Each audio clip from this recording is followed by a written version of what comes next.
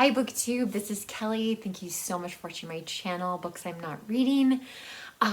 If you are new to my channel, I'm so glad you're here. I hope that you'll stick around and subscribe and tell me your thoughts about the Pulitzer Prize winning novel James by Percival Everett.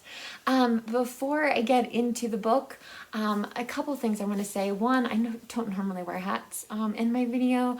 I had a little patch of basal cell carcinoma or skin cancer on the back of my head earlier this summer, and I really don't want you to be distracted by this kind of bald spot on the top of my head. So I don't normally wear hats in videos, but just for the sake of staying focused on the book, I think it's best to wear a hat. Secondly, in briefly reviewing James, which easily could be a gush fest because I loved this book, but it's really important for you to understand that I live in one of the whitest places in the United States of America. And it makes me really sad. I wish there was more diversity here, but I live in central Wyoming. If you don't know where Wyoming is, maybe you know Yellowstone National Park, which is a distance for me, but it is in the same state. And so I rarely see anyone but white people.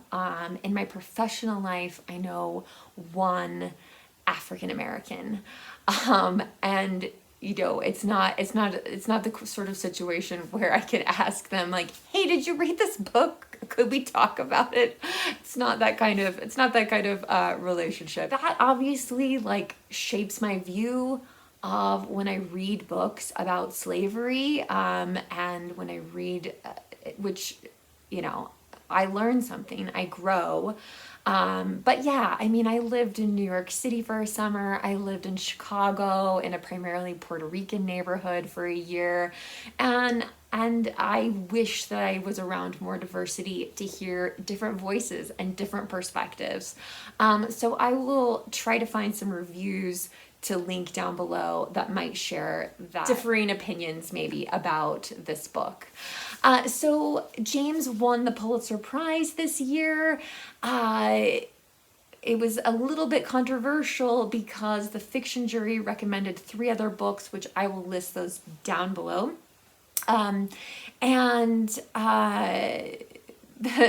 Pulitzer Committee picked James, which implies they disregarded the fiction jury's 3 novels, 3 finalists that they recommended, and they went with James. And I have to say that James, to me, does scream Pulitzer. As someone who's read all the books that have won the Pulitzer Prize for fiction, James just, yes. I mean, it seems like it should be a Pulitzer novel.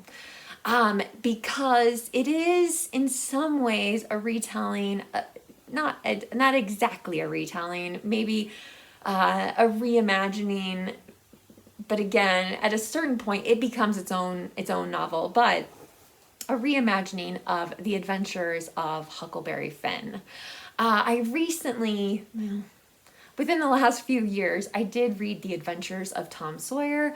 I feel fairly confident that I read The Adventures of Huckleberry Finn when I was in school. And yeah, so I was super excited to find this edition in my dad's library, and he let me take it. So I've got them both. And when I reread James, and I say when, because I definitely will reread it, it was a great book. I'd like to read Huckleberry Finn alongside it, just to sort of see the points where the stories overlap and where they split apart. But I don't think you need to have read The Adventures of Huckleberry Finn to appreciate James. James is, there's a great quote, blurb on the back of the book from another Pulitzer winner, Hernan Diaz, And he says this brilliant novel rewrites literary history to let us hear the voices it has long suppressed.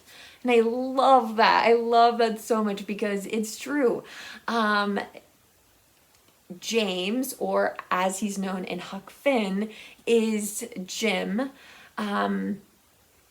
But we find out all this stuff about Jim, or as I think he evolves over the course of the novel into James. So James, or Jim, is an incredibly well-educated slave. He has taught himself how to read.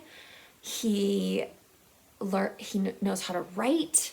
And he also teaches the children on the plantation not to speak English, like not that kind of thing, but to speak what he calls like the slave dialect. And the kids that he's teaching think like, that's so silly, why would I say it like that? And he's like, James has what he calls a slave filter. And it is the way he speaks to white people and the way he speaks to other slaves is completely different. And it's almost like a code. I think some of the reviews called it like code switching. Judge Thatcher, who some of you may remember from Tom Sawyer and Huck Finn, has a bunch of books, and however, I'm not exactly sure how, but James, learns to read. He has, in the novel, there's a situation where he gets bit by a snake and he's really sick for a while.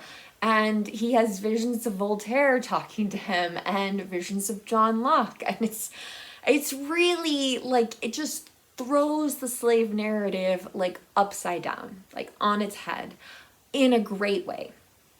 In a great way. The novel begins with James learning that he's going to be sold into slavery. He doesn't want to leave because his wife and his daughter are at the same plantation. But he also, like, if he's sold, like, then he could be in a worse situation, and he's going to be separated from them regardless. So he runs away. He somehow makes it across part of the Mississippi to a little island. Meantime, Huck Finn, who is every bit of Mark Twain's rascally, bratty, inquisitive kid, fakes his death because he's worried about his abusive father returning. And he fakes his death and does the same thing, goes off to this island. And James has to explain to him, like, well, they probably think that I killed you. And this idea has never occurred to Huck Finn. Like, he's never thought about, like, how the things that he does might affect the slaves around him. So in a sense, and it also, there's a relationship between James or Jim and Huck Finn that kind of binds them together for part of the novel. But like I said, eventually the adventures of Huckleberry Finn and James explode apart and turn into something much darker, of course, and really, because even in the book, the two of them get separated. Even in Huck Finn, the two of them get separated for a period of time. But Jim's in this real conundrum because, he's running away with Huck Finn, but what are they running away to? And also, he wants to go back and get his wife and child. But over the course of the novel, he learns to kind of adapt and it's a fascinating idea that Jim, in becoming James, like frees himself in a way that I don't think I've ever read in any other story that relates to slavery. He frees himself and he empowers himself and he challenges the people who have hurt others, who have hurt him. There is this electric scene between James and Judge Thatcher, who you may remember from Tom Sawyer and Huck Finn. It's just exhilarating. It's just like a scene from Mississippi Burning or something. Yeah, it is electrifying, and I loved that. I loved watching Jim like become James. And again, he has to make some really difficult choices throughout the novel. He really wants to write his story down, and at one point he asks some other slaves that he meets up. He's hiding in the woods, not on the island, someplace else, and he asks them for a pencil.